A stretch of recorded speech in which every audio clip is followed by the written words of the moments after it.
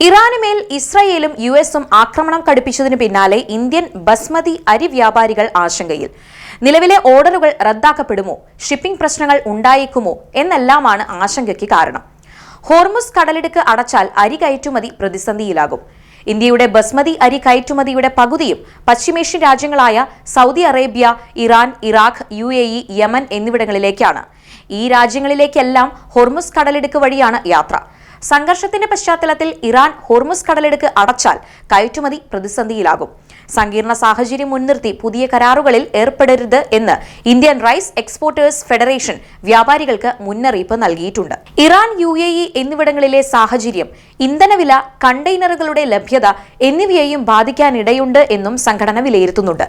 സാഹചര്യം ഇത്തരത്തിലാണെങ്കിൽ insurance premium തുകകളിൽ വലിയ വർധനവുണ്ടാകുമെന്നും സംഘടന വിലയിരുത്തുന്നുണ്ട്. ബസ്മതി അരി കയറ്റുമതിയിൽ ഇന്ത്യയാണ് ഒന്നാമത്. ആഗോള ഉൽപാദനത്തിന്റെ ഏകദേശം 70% ഇന്ത്യയിലാണ് നടക്കുന്നത്.